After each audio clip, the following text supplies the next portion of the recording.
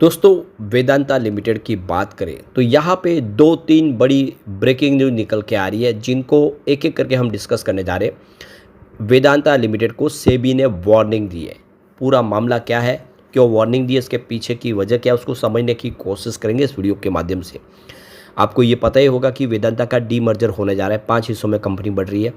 ऐसे में कुछ यहाँ पे सवाल भी निकल के आ रहे हैं, जिसको समझेंगे। दूसरी तरफ यहाँ पे वेदांता की मीटिंग होने जा रही है। इस मीटिंग का मकसद क्या है, उसको समझने की कोशिश करेंगे इस वीडियो के माध्यम से। साथ में यहाँ पे वेदांता की सब्सिडीज कंपनी पे पेनल्टी लगी है। ये पेनल्टी क्यों लगी है, उसके पीछे की वजह क्या है, उसको समझने की कोशिश करेंगे। तो देख सकते हो कि वेदांता जो इस समय डिविडेंड का बादशाह कहा जाता है, सबसे शानदार डिविडेंड देती है कंपनी। लगातार डिविडेंड से लोगों को इसने मालामाल किया है। अब आगे की क्या संभावना बन रही है और क्या ये गिरावट आगे भी जारी रहेगी, जानने की कोशिश करेंगे इस वीडियो के माध्यम से। लेकिन फ्रेंड्स, उससे पहले अगर आप पहली बार हमारे चैनल पे आए तो चैनल को सब्सक्राइब कर दीजिए, एक बेल आइकॉन दबा दीजिए, ताकि जब भी नया वीडियो बने पहला नोटिफिकेशन आपको मिले। वीडियो पसंद आए तो लाइक से ज़रूर कीजिए। चलो फ्रेंड्स, वीडियो स्टार्ट करते हैं। मैं हूँ आपका दोस्त एसबी दवे और हमारे अपने चैनल ऑनलाइन कमाई में आपका बहुत बहुत स्वागत है। तो सबसे पहले वेदांता लिमिटेड के कारोबार की बात करें तो देख सकते हो कि गुरुवार को 430 पर क्लोजिंग थी, जहाँ पे 1.99% की गिरावट हुई, यानी लगभग 2% के आसपास की गिरावट हुई। तो यहाँ पे इसके बीच में एक बड़ी चौंकाने वाली खबर निकल के आ रही है, और वो अपडेट ये है कि सेबी ने नोटिस जारी किया है कंपनी को।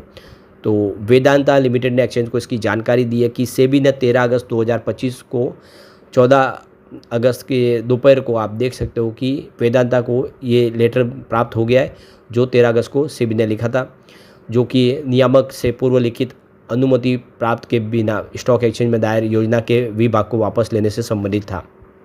तो जो एक्सचेंज को जानकारी दी है वेदांता की तरफ से, उसमें कहा गया है कि सेबी ने हमें वार्निंग दी है, और इसके पीछे वजह बताया कि जो स्कीम ऑफ अरेंजमेंट है उसमें संशोधन से संबंधित जो गैर अनुपालन के लिए सेबी ने एक प्रासंगिक वार्निंग लेटर जारी किया। यानी उन्होंने जो स्कीम ऑफ अरेंजमेंट में कुछ बदलाव किया, जिसकी जानकारी एक्सचेंज को नहीं दी गई है। कंपनी ने कहा है कि सेबी का 13 अगस्त को 2025 को लिखा हुआ पत्र 14 अगस्त को दोपहर को वेदांता को प्राप्त हुआ है। तो ये देख सकते हो कि इसमें कुछ उन्होंने रूल्स को फॉलो नहीं किया है, जिसकी वजह से ये वार्निंग मिली है। तो सेबी ने वेदांता को भविष्य में सावधानी बरतने के लिए कहा गया है कि ऐसी गलती दोबारा न हो जो आपने की है। तो भविष्य में अनुपालन सुनिश्चित करने के लिए किए गए सुधारात्मक कार्यों से संतुष्ट होने पर बोर्ड की टिप्पणियां नियामक को भेजने की सलाह दी है। तो सेबी ने एक तरह से वार्निंग दे दी है कि आगे आप ये गलती न करें। वेदांता ने कहा है कि यह केवल वार्निंग लेटर है, यानी उन्होंने सिर्फ वार्निंग दी है। कंपनी पर कोई वित्तीय या परिचालन प्रतिबंध नहीं लगाया गया है, यानी उनके बिजनेस में किसी प्रकार का कोई फिलहाल रोक नहीं है, सिर्फ वार्निंग दी है। बाकी कुछ भी उन्होंने फैसला हमारे खिलाफ नहीं लिया। इस घटनाक्रम का कंपनी की वित्तीय स्थिति, परिचालन और संशोधित योजना पर कोई असर नहीं पड़ने वाला। यानी जैसे हमारा बिजनेस आगे चल रहा है वैसा ही चलता रहेगा, इससे कोई फ़र्क नहीं पड़ेगा। ये वार्निंग जरूर है, जिसको हम गंभीरता से ले रहे हैं। तो देख सकते हो कि यहाँ पे सेबी लगातार कोई अगर फैसला समय पे लिया जा रहा है, उसकी जानकारी एक्सचेंज को नहीं देता, तो ऐसे वार्निंग लेटर जारी करती है। तो इन्होंने भी अपने स्कीम ऑफ अरेंजमेंट की जो बदलाव की उसकी जानकारी नहीं दी थी, इसलिए इनको ये वार्निंग लेटर दिया गया। अब देखें तो इस बार क्वार्टर 1 में वेदांता ने देखें तो जो प्रॉफिट है उसमें कमी दिखाई है 11.7% की, जो 3185 करोड़ के आसपास रहा है। लेकिन आप देख सको कि जो कंपनी का रेवेन्यू उसमें देख सको कि 5.75% की वृद्धि हुई है, जो 37,824 करोड़ तक पहुंच गया है, जो पिछले एक साल पहले 35,764 करोड़ के आसपास था।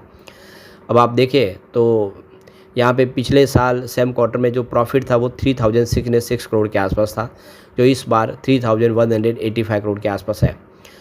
कंपनी ने पहली तिमाही में अब तक का सर्वाधिक एबिटाडा 10,746 करोड़ दर्ज किया। ये सबसे बड़ी जीत है कि एबिटाडा आज तक का सबसे शानदार इन्होंने बताया, जो पिछले वर्ष की तुलना में 5% अधिक है। वेदांता का एबिटाडा मार्जिन पिछले वर्ष की तुलना में 81 आधार अंक बढ़कर देखो कि 35% पहुँच गया है, जो पिछले तिमाहियों में सर्वाधिक है। यानी पिछला 13 तिमाहियों से ये सबसे शानदार है। तो पहली तिमाही में कंपनी का जो देखो कि समेकित राजस्व जो है उसमें 6% की वृद्धि के साथ 37,434 करोड़ तक पहुंचा है। तो एक अचीवमेंट तो है, इस रिजल्ट के दौरान बेहतर किया है। और कंपनी की जो देख वेदांता की लिक्विडिटी में तिमाही दर तिमाही पे 7% की और वर्ष दर वर्ष के हिसाब से 33% की वृद्धि हुई, जिसके पास 22,137 करोड़ रुपीज़ की इस समय कैश फ्लो है। तो आप देखें उसके नगद समतुल्य इनके पास राशि भी है। तो कंपनी का जो नियोजित पूंजी प्रतिफल है आरओसी वो पिछले वर्ष की तुलना में 87 आधार अंकों की बढ़त के साथ 25% हो गया है। वेदांता की क्रेडिट रेटिंग क्रिशिल ने और इकरा ने दोनों ने AA दे दी है, इसको रीअफर्म किया है। तो लगातार अच्छी रेटिंग मिल रही है। अब वेदांता ने आप देखें तो शेयरधारकों के लिए अंतरिम डिविडेंड का ऐलान किया था। कंपनी ने तिमाही नतीजों के बाद एक बार फिर से डिविडेंड के लिए अपडेट दिया है। एक्सचेंज फाइलिंग के जरिए वेदांता ने बताया कि 30 जून 2025 को समाप्त तिमाही के दौरान कंपनी के निदेशक बन ने 18 जून 2025 को आयोजित अपनी बैठक में वित्त वर्ष 2025-26 के लिए ₹7 प्रति डिविडेंड का पहला अंतरिम डिविडेंड स्वीकृत कर लिया है। और इसके साथ वित्त वर्ष 2025-26 के लिए कुल लाभांश वर्तमान ₹1 प्रति इक्विटी शेयर पर ₹7 इक्विटी शेयर है, यानी जिसकी फेस वैल्यू है क्या उसके हिसाब से ₹7 कंपनी डिविडेंड दे रही है। एक और जो बड़ी अपडेट निकल के आ रही है, यहाँ पे वेदांता की इंस्टीट्यूशनल इन्वेस्टर मीटिंग होने जा रही है और ये देखिए 21 अगस्त 2025 को होगी। और इस इवेंट का जो नाम है antique investor conference build India new India, यह इस इवेंट का नाम है। और ये एक ग्रुप मीटिंग होने जा रही है बहुत सारे लोगों के बीच में। इसका जो वेन्यू है वो मुंबई में है, तो मुंबई में ये मीटिंग होगी।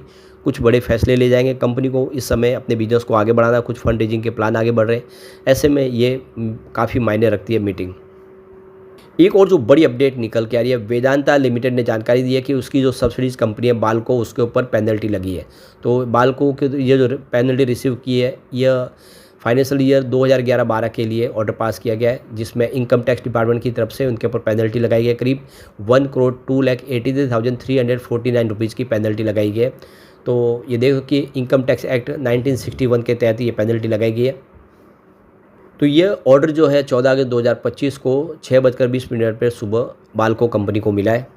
तो यहाँ पे कंपनी की तरफ से कहा गया है कि ये जो इनको नोटिस मिला है पेनल्टी का, इसके खिलाफ हम अपीलेट अथॉरिटी के पास अपील करेंगे और हमारे हिसाब से इसमें गलती नहीं है। तो जो भी लॉ बने हुए वो लॉ के तहत हम आगे ये कार्रवाई करेंगे। जो भी रूल्स और अधिकार हैं हमारे, उसका फ़ायदा उठाते हुए हम आगे बढ़ेंगे। तो बाल्को को भरोसा है कि वो अपील करेंगे और फैसला उनके फेवर में आएगा, क्योंकि उन्होंने कोई गलत नहीं किया है। एक जो बड़ी अपडेट और निकल के आ रही है, वेदांता लिमिटेड करीब $5 बिलियन का निवेश इंडिया में करने जा रहे हैं। आने वाले इसमें अपनी कैपेसिटी को और एक्सपेंड करेंगे। तो देखो कि अनिल अग्रवाल की तरफ से जो देखो गुरुवार जो बड़ा बयान निकल रहा है कि कैपिटल एक्सपेंडिचर किया जा रहा है, करीब $5 बिलियन का इंडिया में हुआ है और ये प्लान इनका चला कि $8.5 बिलियन का निवेश किया जाएगा। तो देखो कंपनी यहाँ पे देख सकते हो कि अपनी कैपेसिटी को एक्सपेंड करने के लिए और रॉ मटेरियल सिक्योरिटी प्रोजेक्ट के लिए ये इस समय निवेश करने जा रही है। कंपनी तेज़ी से अपने कारोबार को आगे बढ़ा रही है, उसके लिए काफ़ी बड़े निवेश की ज़रूरत है। कंपनी जिंक माइनिंग साइट के लिए उसमें काफ़ी सारा निवेश कर, इसके अलावा एल्यूमिनियम सेक्टर के लिए। तो कुल मिला के कंपनी का विज़न बड़ा है, काफ़ी सारा निवेश होने जा रहा है और अपनी कैपेसिटी को एक्सपेंड करेंगे। ऐसे में हम कह सकते हैं कि आने वाले इसमें वेदांता के अंदर काफ़ी सारा पोटेंशियल दिखाई दे रहा है। और इसकी जो सब्सिडीज कंपनी हिंदुस्तान जिंक है, वो भी यहाँ पे $1.4 बिलियन का निवेश करने जा रहे हैं। अपने बिजनेस को आगे बढ़ाने के लिए सिल्वर और जिंक के अंदर खर्चा कर रही है। तो ये आप समझ सकते हो कि आने वाले समय वेदांता को इसका बेनिफिट मिलेगा। और आने वाले समय वैसे भी अगर आप देखें तो वेदांता 5 हिस्सों में बंटने जा रही है। शेयर होल्डर को बड़ा फायदा होने जा रहा है, एक के बदले उनको 4 शेयर और एक्स्ट्रा मिलने जा रहे हैं।